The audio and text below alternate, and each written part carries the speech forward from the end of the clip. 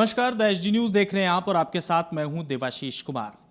देखिए, इस वक्त पूरे देश और दुनिया में कोरोना का कहर चल रहा है और सभी देश, यहां तक कि हमारे हिंदुस्तान के सभी राज्य जो हैं वो इस कोरोना से निपटने के लिए अपने तरह तरह के जो व्यवस्थाएं हैं, सुविधाएं हैं, उसको लेकर के भी बंदोबस्त में लगी है।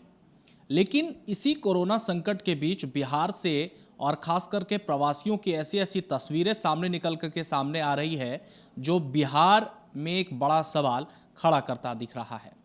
चाहे वो राजनीतिक मुद्दा हो, चाहे वो क्वारंटीन सेंटर की व्यवस्थाओं को लेकर हो, या फिर आज की सबसे बड़ी खबर को लेकर के हो। और इसी तमाम सवालों के जवाब देने के लिए इस वक्त हमारे साथ स्टूडियो में मौजूद हैं वंचित समाज पार्टी के राष्ट्रीय उपाध्यक्ष हमारे साथ मौजूद हैं। उनसे हम जानने की कोशिश करेंगे। ललित मोहन सिंह जी हमारे साथ हैं, जैसा कि आपने पहले भी देखा कि हमारे साथ लाइव आए थे।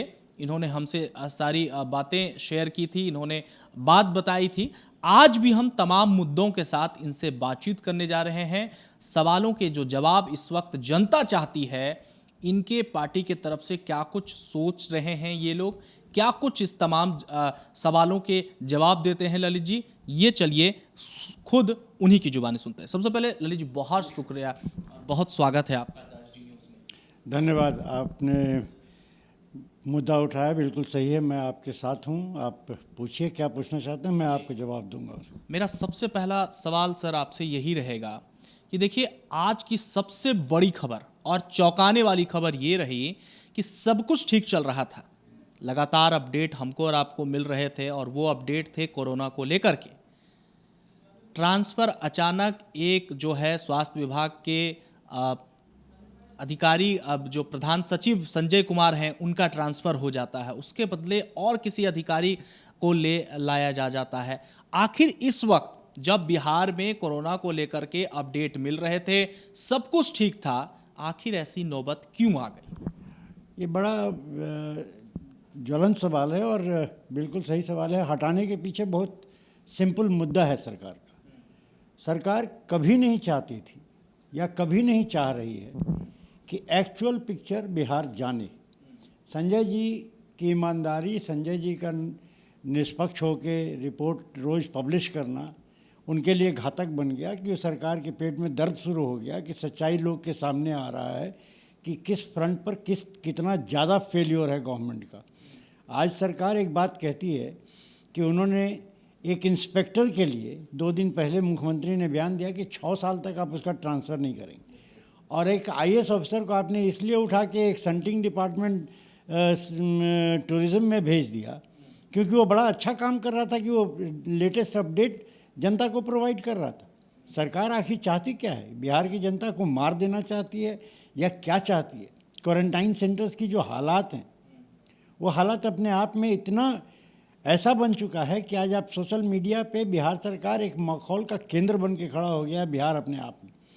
संजय जी का हटना इस बात का साफ द्योतक है कि एनडीए की सरकार पूरी तरह से लगी हुई है कि बिहार किसी भी तरह से लोग जाने नहीं कि बिहार में कितने लोग संक्रमित हुए, और उसको रोकने का ये एक बड़ा कैलकुलेटिव प्लान है गवर्नमेंट का। ललित मोहन जी, मैं आपसे सीधे सवाल करता हूं, चूंकि आप राजनीतिक से भी बहुत पुराने लंबे अरसे से जुड़े रहे हैं, आपको इस चीज़ का बिल्कुल अनुभव बिल्कुल है, जैसा कि मैं मानता हूं और जैसे लोग भी मानते हैं।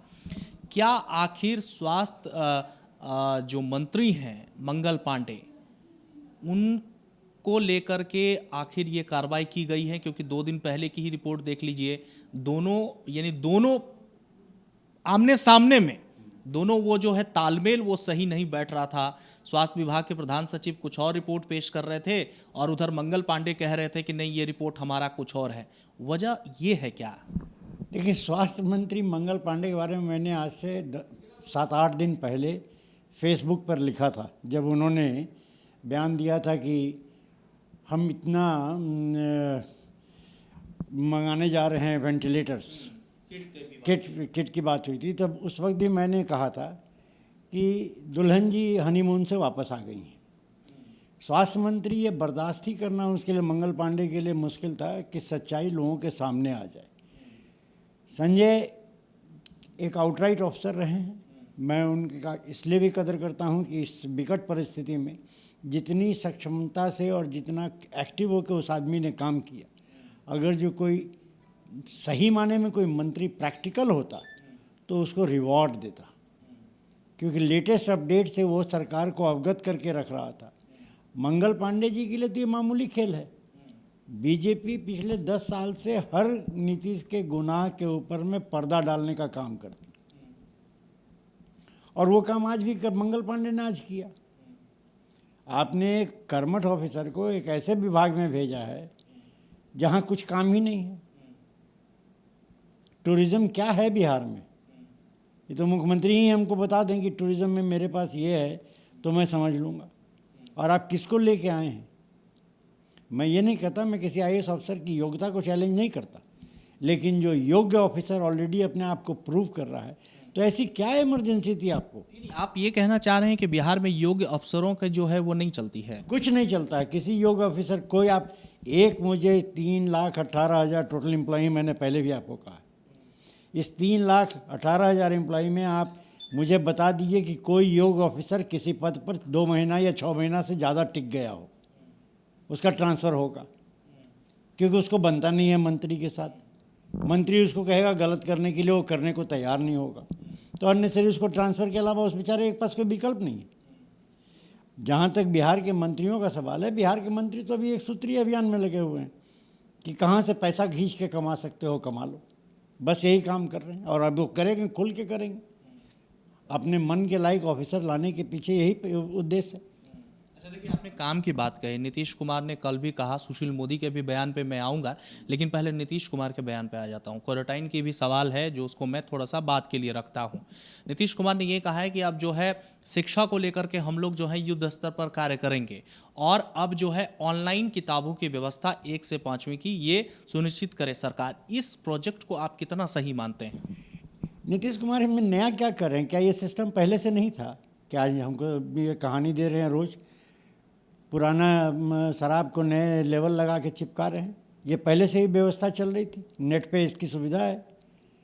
आप कुछ ऐसा करके बताओ ना कि जो मैं मानूं कि आपने कुछ इन्वेंट किया। आप पढ़े लिखे इंजीनियर आदमी हो, कोई गंवार चीफ मिनिस्टर हो नहीं जो अंगूठा छाप मार रहा हो। आप मुझे लेवल चेंज करके बॉटल मत दिखाओ कि एक से आप अवेलेबल करा दोगे। ये तो पहले से अवेलेबल है। क्या ये अवेलेबल नहीं था? अवेलेबल है, बहुत अच्छी तरह से अवेलेबल है। लोग अवेल नहीं कर रहे हैं क्योंकि आपने अवेल करने का मौका नहीं दिया। टेक्स्ट बुक कमेटी बिहार की क्या पब्लिश करती है, क्या प्रिंट करती है? वही किताबें जो पब्लिश रहती हैं, और उस किताबों में पब्लिशर से आप 30% ले लेते हैं प्रिंटिंग प्रेस से। कौन सा ऐसा फील्ड आपने छोड़ा है जहाँ से आप पैसा नहीं वसूल रहे हैं?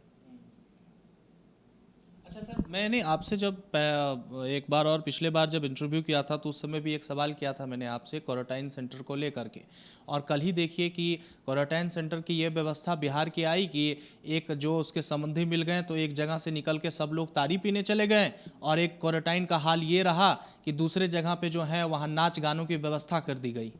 भाई ये बहुत मामूली बात है। ये इसलिए मैं इसको मामूली बात मानता हूँ क्योंकि बिहार की जनता को ये सब ड्रामा देखने का आदत हो चुका है पिछले 15 साल में।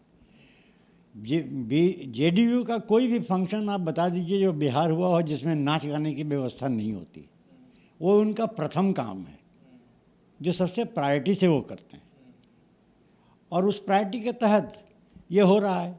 उनको चिंता कहाँ है कि कौन जी रहा है कौन मर रहा है। मैं आपसे एक छोटी सी बात पूछ रहा हूँ, आप मुझे बता दीजिए कि क्या सब्जी बाग जो पटना का सबसे इम्पोर्टेंट एरिया है, सबसे ज़्यादा अफेक्टेड एरिया आज की तारीख में है पटना में, क्या वहाँ पे इन्होंने कोई तरह का जांच करने की प्रक्रिया शुरू की है?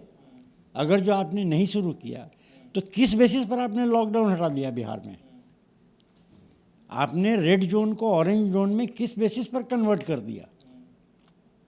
अगर जो एक एक दिन में आपको 70, 80 और 100 पेशेंट मिल रहे हैं, आप उनको यहाँ से डिस्ट्रिक्ट हेडक्वार्टर सीधे पोस्ट कर रहे हैं। आज सुबह के अखबार का न्यूज़ है कि जो मजदूर आए गाड़ी से चले तो ड्राइवर गांजा पी के इस तरह से चला रहा था गाड़ी कि मरे हैं 10-12 आदमी, किसी का हाथ कट के फेंका गया, किसी का गर्दन कट गया। क्या किया सरकार ने? आप लोगों के, बिहार के लोगों को आप कीड़ा मकोड़ा से ज़्यादा कुछ समझ ही नहीं रहे हैं।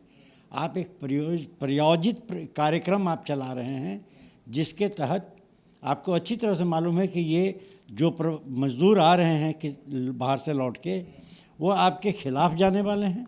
इसलिए जितना ज़्यादा से ज़्यादा हो सकता है आप उसको मारने की प्रक्रिया किए हुए हैं।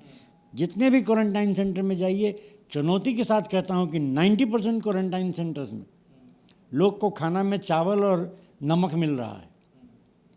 3,000 रुपये खर्च हो रहे हैं उसमें सर। मैंने उस दिन भी आपको कहा था कि 1,250 रुपया नेट जेडीयू के फंड में जा रहा है, और प्रत्यय इसीलिए इस काम के स्पेशलिस्ट हैं प्रत्यय अमृत, वो यही काम कर रहे हैं।